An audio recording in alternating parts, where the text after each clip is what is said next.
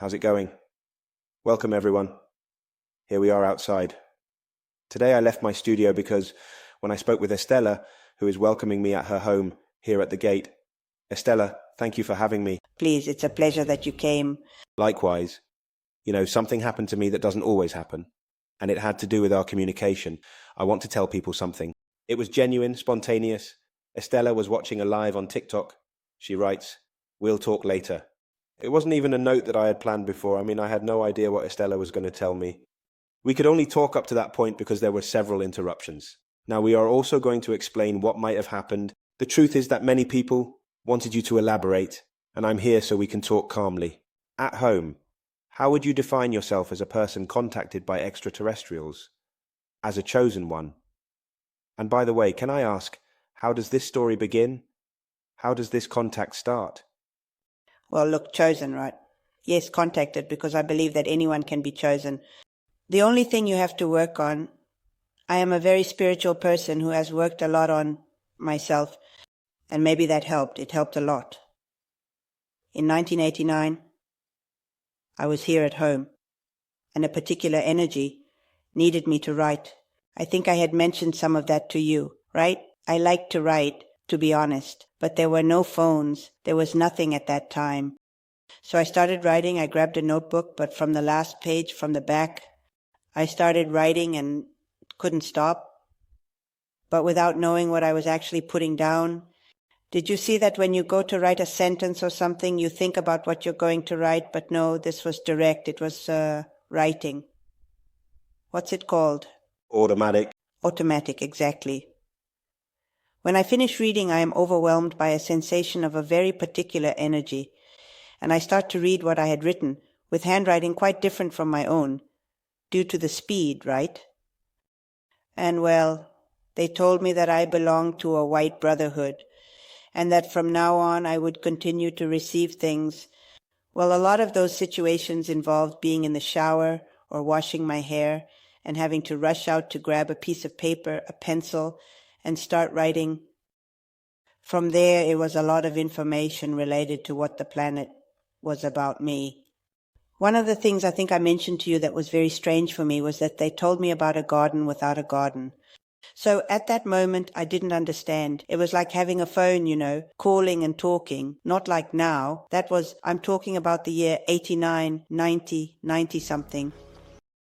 So I asked what it was, and they tell me, well, at a certain point, the planet is going to have a big solar problem with pollution and everything else to benefit from being able to cultivate and not have problems, besides everything they put on the plants, insecticides. And well, then they tell me it's a very large barrel where there are channels with the plants in water, they told me photomagnetic panels. And at that moment I wrote it, but I didn't know it was panels. Well, at the time I asked, how do the plants get their nourishment? And they told me with luminous stones. Me neither. That's what I think today. I don't know what quartz is. When you rub it, it lights up. I think that's what it is. That left me with the question there. And, well, she had to put up the panels and had to place them at a certain time because the planet was going to be very polluted. So I said, well, what is this? I didn't know what panels were, nor did I know that you could have plants in water. Over the years, I have come to discover that I believe it was the Japanese who came up with the hydroponic farm and the solar panels that we all know today. But at the time when you had this revelation or received this information in 1989, it was really something very, very unknown. Only that perhaps the people who were involved could have foreseen that. Now, does this happen here at your house? Does this happen here in this physical place where we are? Not for us to go, but for you to tell me in which physical part of this site. Over there, where the table is, 2 meters from us. When I was writing, it could be anywhere. It was like being in another place. And I would go with a notebook, with a pen, because it could come at any moment, and I would start writing. There were no schedules. And I couldn't just say, wait a little bit, But well, in this automatic writing and in this information that the extraterrestrial beings, let's call them that, give you? Was there a narrative order? Was there a chronological order? Or were they shocks of loose information that you had to piece together to understand the story? No, they spoke to me in an uncoordinated manner about what the planet could do, how we had to act, what we were going to be exposed to, what we had to work on within ourselves, because they emphasized a lot the fact that I believe today we have to do and keep working on our ego, which is fundamental. Well, the things we've learned since we were kids, from religion to, I don't know, everything we've studied, it's like opening the mind, opening the head, new things, taking the books out of the library and rearranging them again, right? These beings. Tell you, because the other day you gave me a preview during the live we did, these beings tell you how they arrived on Earth. You used a word, entries, you said. Were there different entries of these beings on the planet? And interventions, let's say, because in reality the planet wasn't. They go around planting life on different planets. The planet was not in a condition to receive the human experiment. So they conditioned the planet, the Earth's axis, and brought animals and plants from different places. To populate it, well, here it was a gaseous state, there were swamps, all of that regenerated for life on Earth. Then you asked me something else. I asked you if there were several entries. For us to understand as humans, in the history of our humanity, for now, there have been several of these entries and interventions. Well, they were in Lemuria, Atlantis, and Mu. Mu was the first to disappear in Atlantis. There was also a power conflict, and many of them moved to places like Egypt, Africa, and various other locations, those who could escape. Because good and evil exist everywhere, and we want to put it that way. And power exists as it is above, so it is below. As it is above, so it is below. So they were partly the ones who helped with the pyramids. That great mystery that to this day people have tried to replicate and can't explain, how human beings alone managed to build those colossi, right? Yes, well, imagine that by pushing it with some logs underneath, the stones would never be able to move. So there was a technology brought to the planet that, if you want to see it, you can see it, you know. You have to open your mind and start investigating. I know, Anaris, that I have been investigating all of this for years, apart from what they have told me, and confirming things, because in the end, you end up confirming what they tell you. Well, and then Atlantis. I recently heard that they had found remains under the sea of slabs and pyramids and things. And well, those were the interventions. Then other beings came, because these were from Sirius. As they are called, Pleiadians. Well, it's like there was a tension, like a war, where they gave man a part that didn't want to be from the Ashtar Command, which would be the Confederation, right? The Federation, the Confederation. Gave too much instruction to humans at that time, because they were not yet capable of accepting it. And then, at what stage of humanity are we talking about when you say they were not capable? So, when the first human beings were brought to Earth, who came from different places, as a child I always wondered why the variety of plants, the variety of animals, why all of this, where did they come from? And well, they planted various things, and even today there is still a lot we don't know about plants. Only recently have we learned about many properties they have, which, well, were exclusively brought for that purpose. And well, it was during the time when humans were already with women. The women were very beautiful. There was an exchange with beings from elsewhere, from Sirius and Draco and everything else, which gave rise to the giants, who were very strong but had little brain, little mind. Then all of that disappeared. But that's how our culture, our history was forged. We are seeds. From there, 144,000 souls came, with this return contract, so to speak. And let's see, where do those souls come from? I mean, who brings them? They come from different places. They could be Pleiadians, Syrians, Venusians. They come from different places and accept the fact of coming to help. And that they would awaken at some point, because imagine that entering a dense body is not easy. You lose a lot besides memory. So at some point that was going to trigger. They were going to start realizing and finding out, to have that feeling that they are not from here, which is what happened to me as well at some point. I mean, but it's like I didn't fit in, you know. And well, that's how the beings started to open their minds. And there is a very large group at this moment of beings who have opened their minds to a lot of things and are helping a lot. There are others who will remain asleep and will have to reincarnate again. And many will return. Those 144 souls with a notice of return are like they signed a contract to come back. The mission of these souls with a notice of return seems interesting to me as you define it. They come to fulfill this mission and return, as you say, but is the mission a positive one?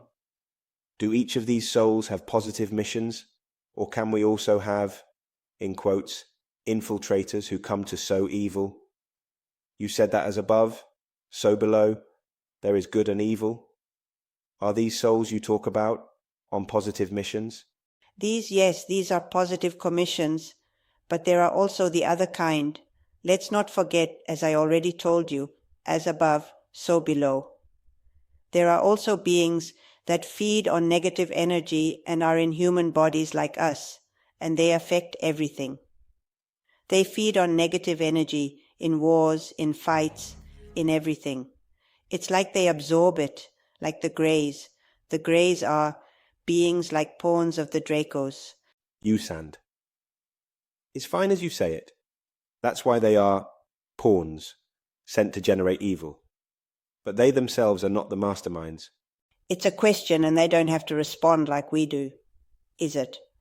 A collective memory, you understand. They don't have that way of handling things. We also manage everything through emotions, and that really catches their attention. We are driven entirely by emotions, and they don't have that. And are the Greys sent by the Dracos for that? The Greys are pawns. There are several topics we are opening up, and I will be asking you about them. I won't forget any of them, so don't worry. I'll be asking you again specifically, because we have time. I also want to invite the people who are watching us on Paranormal Late Night to leave their comments down below. Estella will read what you write, because you know what's happening, which will probably happen to you too now after this interview. A testimony encourages other people who have never shared their experiences, because there are people, but real ones, to come forward. Yes, surely this has been a reason for mockery before, because the other day someone was telling me that they were fired from their job for talking about this. So, well, this is the place. To get encouraged or send an email. paranormallatenight@gmail.com. I'm going to talk about the Greys now, so we can open this window and talk properly about the Greys when people tell us, and many people around the world who are watching this on YouTube have experienced the famous sleep paralysis. These bedroom visitors, often described as beings that torment people in the middle of the night while they are vulnerable and sleeping, are usually depicted as smaller beings with large heads. Many agree that these bedroom visitors are the Greys. Now, what is the mission of the Greys? Or why are they sent? Is it just to scare us? Or can they do something more to us? Actually, it happens a lot in adoptions. I mean, they come to take that part, to investigate.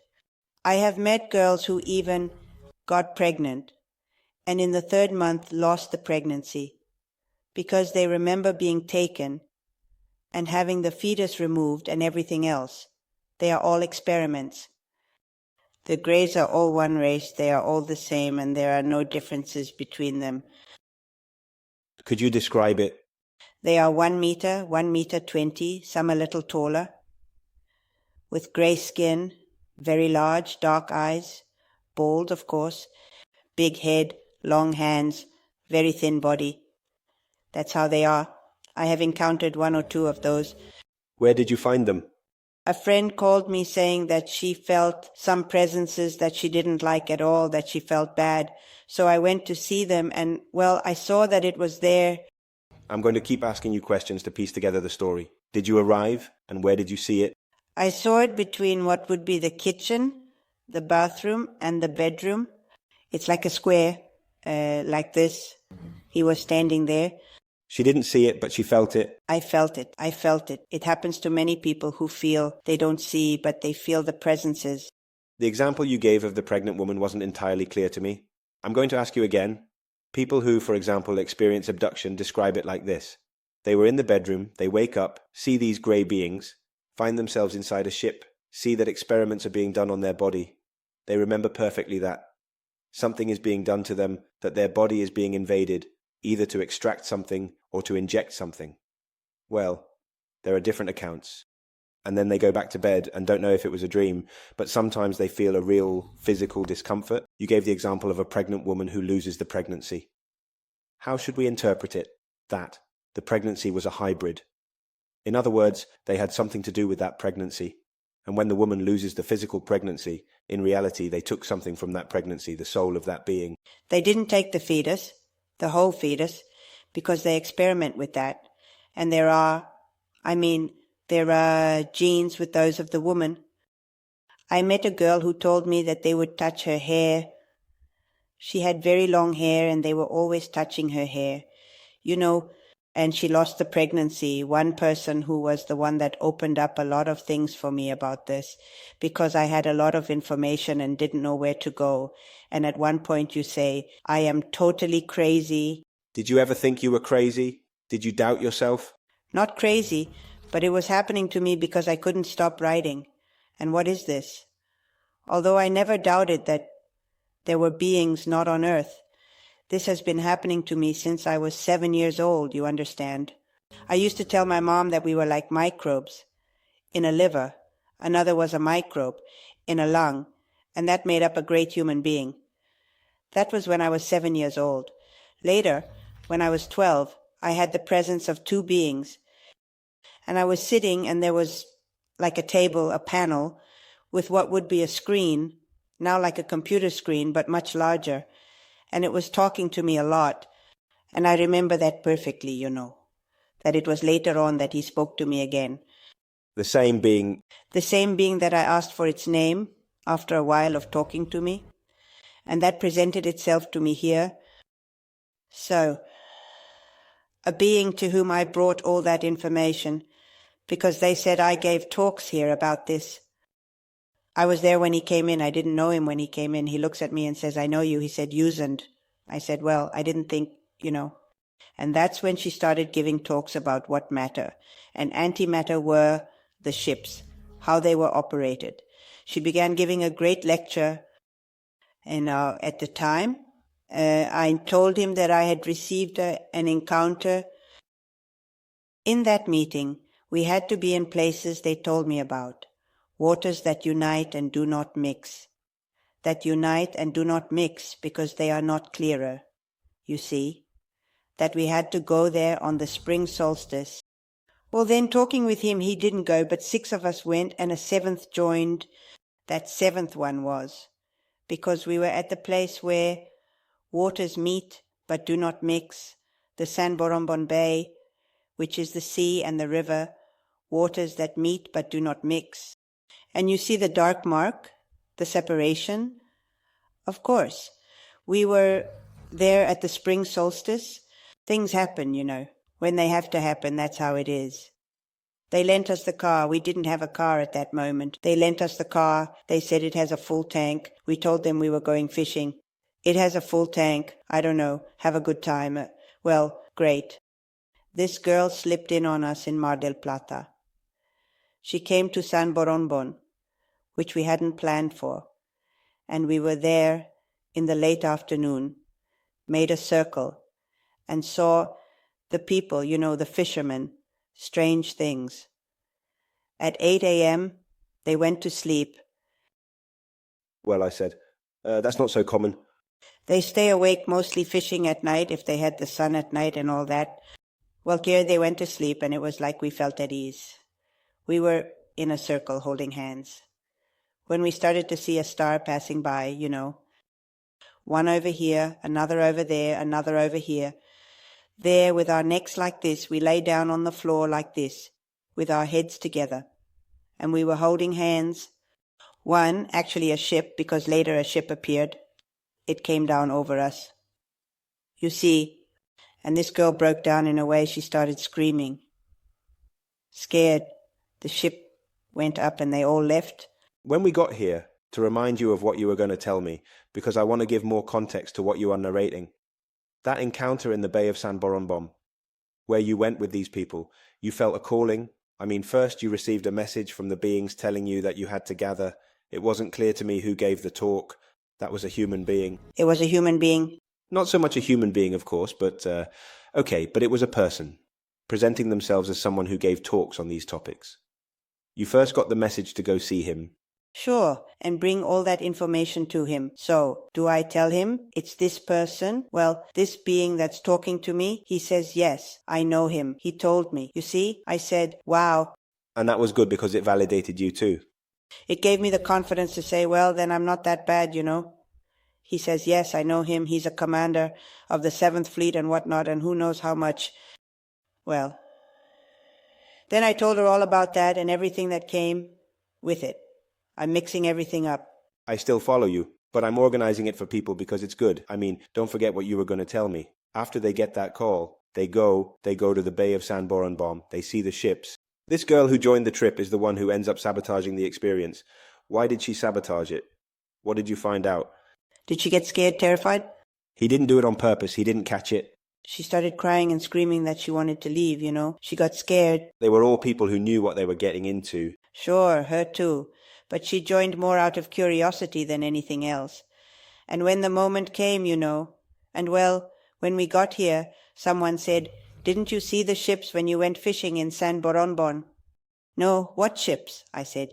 33 ships, you say, that passed to that side that were visible because you said, here is the confirmation we weren't there, you see. It wasn't a problem that everyone was making up. A collective hallucination. Sure. Now, what do you think?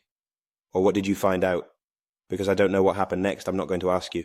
That experience ends up being unintentionally sabotaged by this woman who gets scared and the ships that are about to descend leave.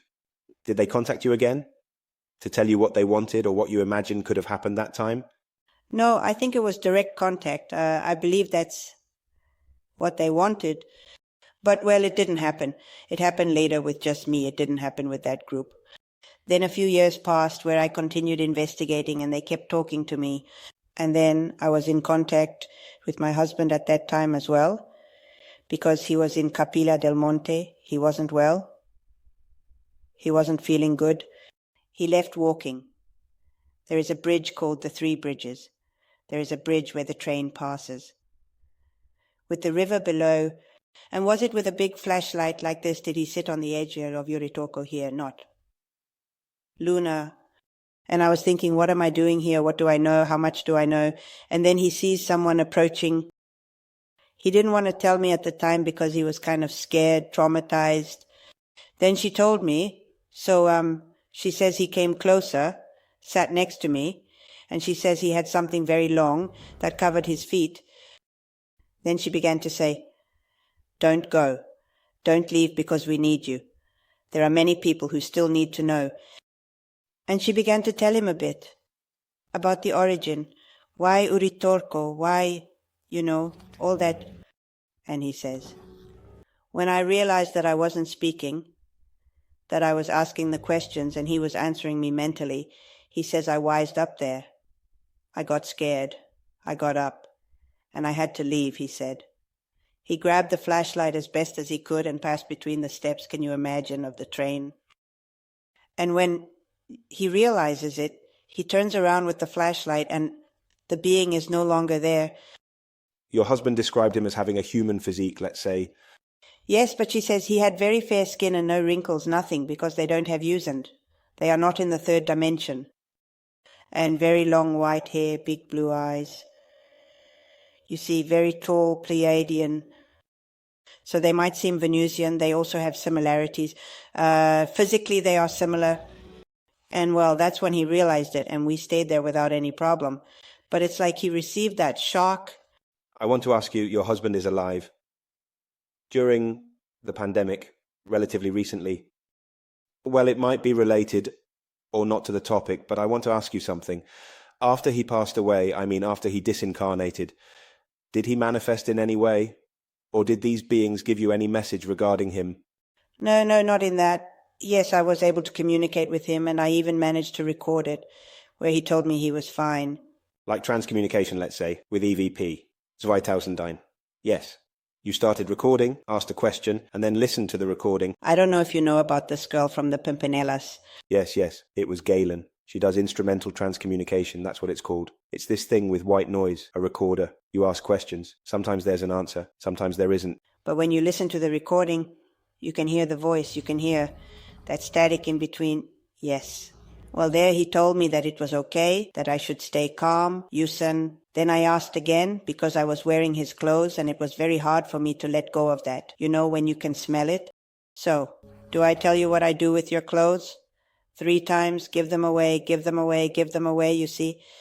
I said, well, that's it, be happy. That was the last thing he told me. Afterwards, I no longer felt the need to talk to him, because I felt that I couldn't talk anymore, he told me, because he was going to be in another state, meaning he was a very, very special, very good being. Thank you for telling us that. And I return to the extraterrestrial beings. When you talk about automatic writing, I mean, for the people who are watching this, you showed me a lot of things off the air, a lot of text. Later, we will show it to the camera because the amount is impressive, and you also have very neat, very orderly handwriting. I mean, on a sheet, on a page that was shown to me, there was a lot of information. Yes. Sometimes it's hard to accept so much information, you know, but that was done later, translated because my handwriting, when I write, is not so regular. You had to pass it on later so it wouldn't get lost. Sure, because sometimes there are other people. Read this, I tell them. It happened to me with some friends. I sing tango, you know, for many years. And I was rehearsing with some friends. And you know, I just stayed like that. I tell them, give me a pen, a piece of paper, and silence, because they already knew about writing. And I said that in Europe, in Spain, there was going to be a train accident, that there was going to be a triangulation of the towns, that there were going to be many deaths, I say. And I told them, what is this? I say, how should I know? No, I don't know. The next day he calls me crying at 7 a.m. Estella, turn on the television, and the news about the bombs on the trains in Spain came out, you see. So I say, why do I have to find out about this? I thought, if I can't do anything. And what am I going to warn? Watch out, they're going to see you. I even went to talk to a priest who was a healer, and I told him, and he says, look, daughter, the only thing we can do is ask, pray for those souls to ascend, because you have no other way, you see.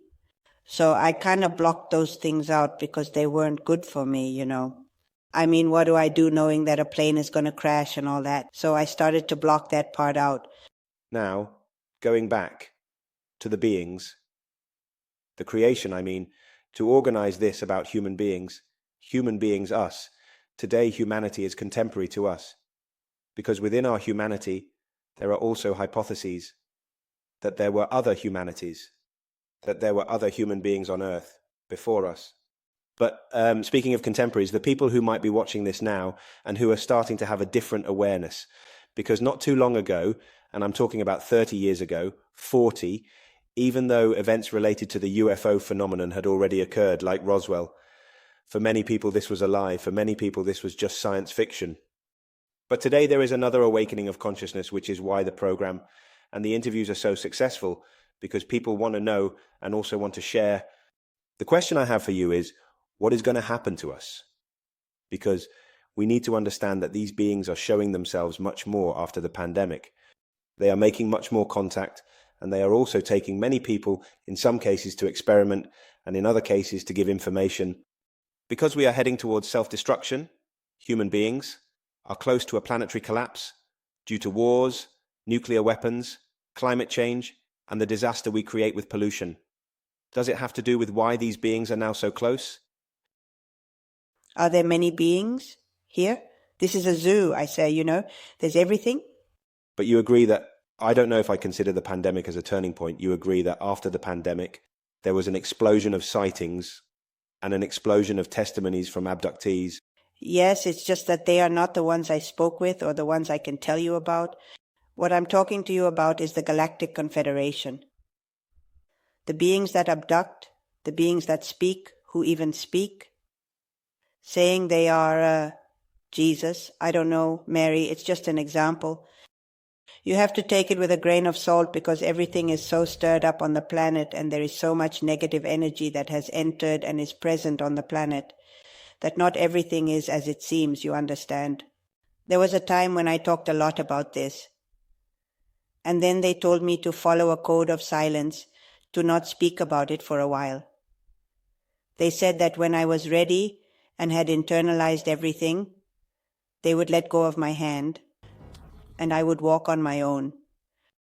Afterwards, your life depends on what you are going to do, knowing all this and how you manage your life. I tell you that regarding what was discussed. It was discussed at the time.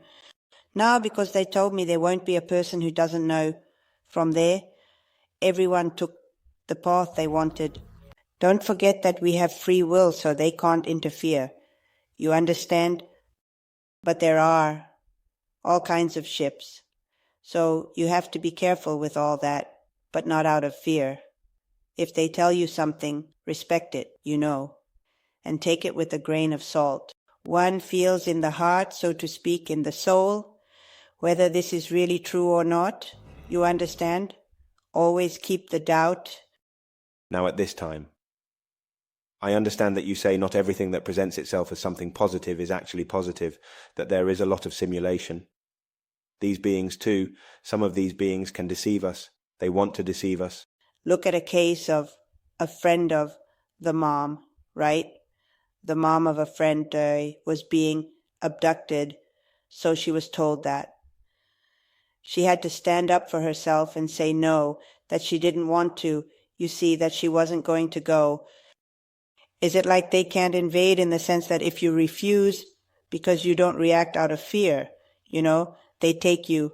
Of course, because of the fear of the unknown at first. Sure, so she asked, and who are they? And who are you all? He appeared as tall, blonde, And that's where vibrationally it showed itself as it truly was, and wasn't as it appeared. I mean, they have the ability to lower or raise the vibration and everything else, to modify the physical form that we see. Of course, we are very vulnerable to all that, and even more so when you believe or when you are afraid, which you shouldn't be. The planet is indeed going through a process where everyone tells you that they are going to be taken away. What's it called? That there will be people who will be transported to the ships. I don't believe any of that. I do believe in the evolution. We need to undergo for the planet to improve. And that happens one by one. There's no other way. And realizing who we are, realizing what we need to do. First is with ourselves, if you don't clear out everything that was put into your head. If you don't clear out the ego, no, it won't be of any use, because it will just be information and nothing more, you understand. And that leads to an overall vibrational change. The contact with animals, with plants, with other beings, you realize when there's a person you don't like, and say, I don't like them. Vibrationally, they're already warning you, you understand. Or lifelong friends who part ways, or lifelong marriages that end. Why? Well, because there came a vibrational moment where one perhaps advanced more than the other or directly completed the stage they had to go through with that person, maybe due to karma, and it ended. Excuse me. I am going to invite you all to leave your comments.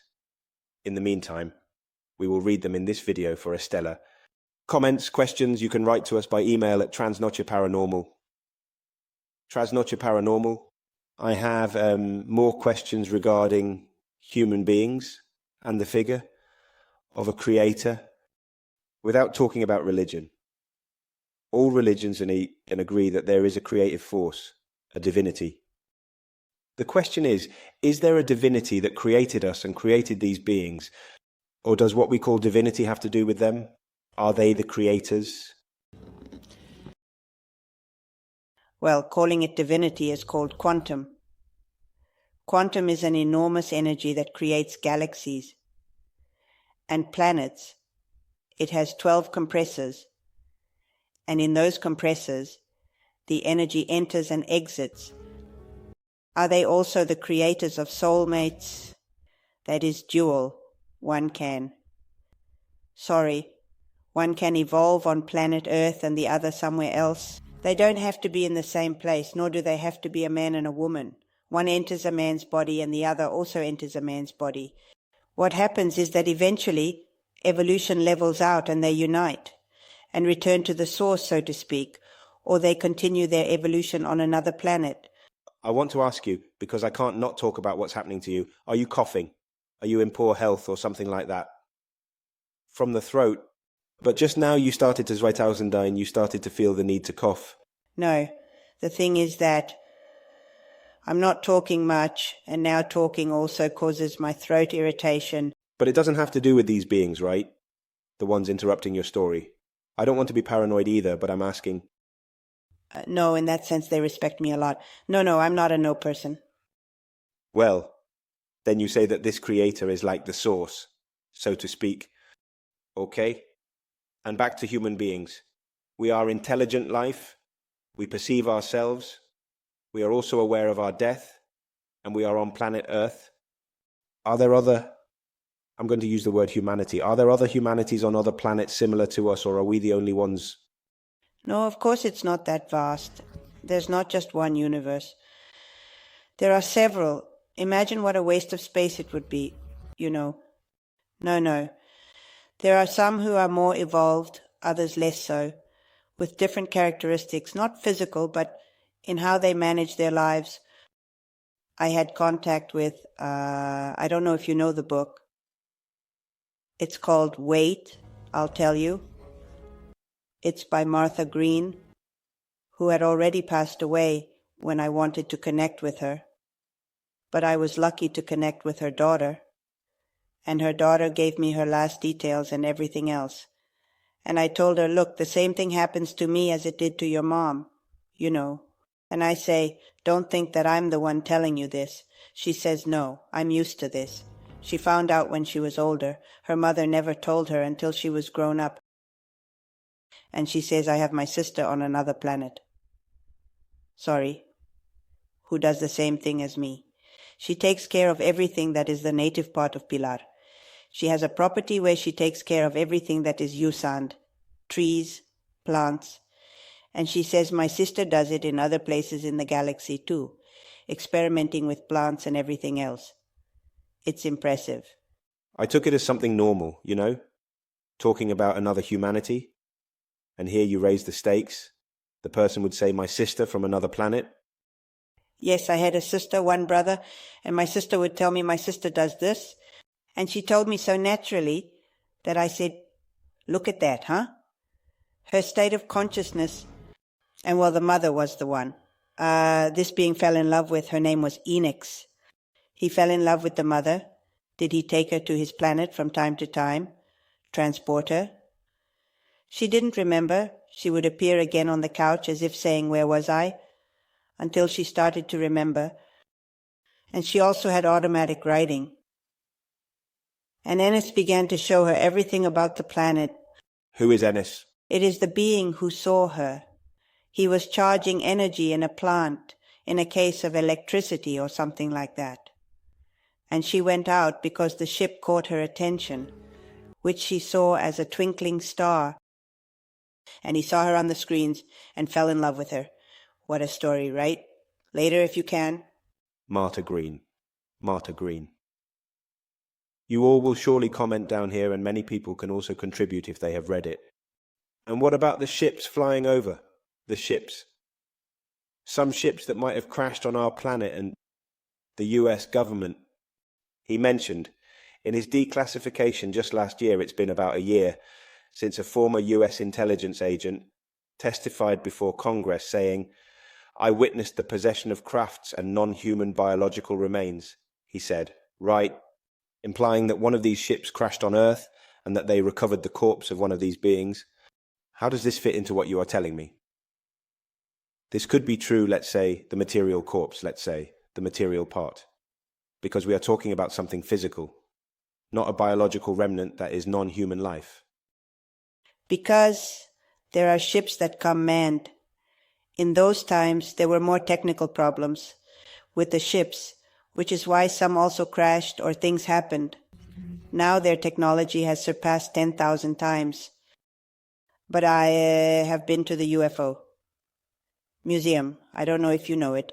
I don't know him, I know who he is. The one in General Belgrano. Oh, I don't know that one. Here in the province of Buenos Aires or in Villa General Belgrano.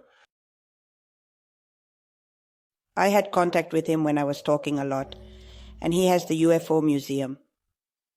Egon Hoffman has already passed away. And he showed me and said, "Daughter, look, I don't know." And he says they would come here to the patio to talk, and we would sit down to talk. Physically, the extraterrestrial beings, she says.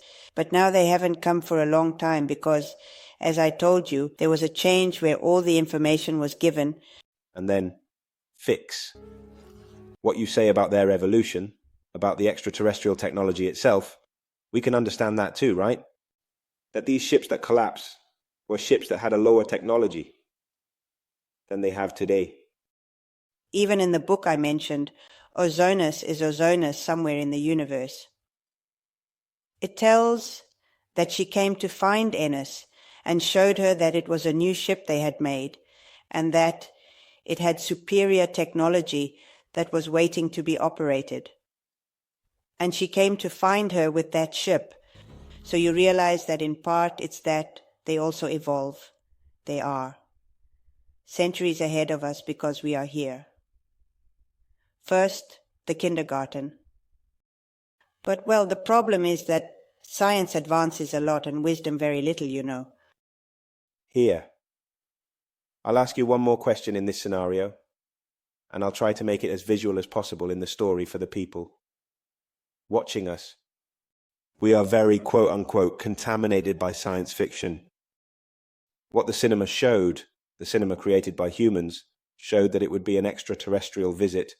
And in general, those movies, or even the famous radio drama by Orson Welles, The War of the Worlds, always portray these beings as bad, as villains who come to conquer us or come to take something from us, like water. Do you remember a series from the 80s called V, The Final Battle? That the rats ate, that they were reptilians, they took off the mask and were reptilians, and let's see, what truth is there to that? The reptilians exist. They are here on the planet, camouflaged just like in the B series. Of course, if you think it's an ordinary human being, there are others who are not on this plane, but they are also there. They are Dracos. And I say that every movie has a basis. I mean, when you are going to create something, let's say the tripod, you thought about how you were going to make it, and then you create it. This is the same why you think of something and you create the movie. And why do you create the movie? Because something inspired you to do that, you understand. Then they add the spices of war, this and that, to make it captivating. I mean, that's more entertainment. But there's some truth behind it. Yes. And I was going to say that there's a chance that, like we've seen in so many movies and series, I'll give you an example. One day we wake up, turn on the TV, check Twitter, and everyone is talking about the ships flying over different capitals of the world. And then we step out to our front door, look up, and see ships slowly flying over the skies. And these beings are going to present themselves, they are going to come down, they are going to speak. This sequence that we have seen so many times in the movies can happen in real life. There are many people who say it, that it's going to happen. And I have it there, if it happens. It won't be now. I mean, we don't see it. Our humanity won't experience it. We won't make it. It could be you are much younger, but I don't think it will be right now. It will be later on We still have a lot to learn and realize how we are destroying everything. Look, people are so aggressive, and there are terrible changes happening on the planet. Did you hear about what's going on in Venezuela today? Everything that is happening? And once someone told me, the volcanoes are going to activate in a chain, you know. First one I care, then another, and it's happening. It's happening, you see. And I've known this for 30, 40 years, just like the water is going to rise. But this isn't dramatic for us. We do have to take a lot of things into account. For example, the food we eat, that is, having our own small garden, being more in touch with animals, with plants, realizing who we are, what we want, and where we want to go, contributing our bit. And that doesn't mean that the water is going to come and cover us here, although it was said at the time. It may happen, but it won't be now. Just like with the ships. If I see the ships, even one was stopped right up here. One of ours from the Confederation. My husband was there, and I was with a friend reading. And my friend said, "Oh, what a sound." I said, "Yes, how high-pitched, you see." Sharp. And is my husband listening? I tell him if there's a ship outside. I told him I went out, but it looked perfect. You see, right above the house. Yes, and this and one, and I say, no, it's fine, you see. The only thing she was telling us on Wednesday is something that is a common denominator. Among all the people who were close to a spacecraft, but not everyone was that close to a spacecraft. But everyone told me something similar, that it was a sound like that, a very high-pitched ultrasound, but it wasn't the sound of an engine running, as we are used to hearing, on Earth, but rather a sound like that, very high-pitched, very soft, almost imperceptible. To most people...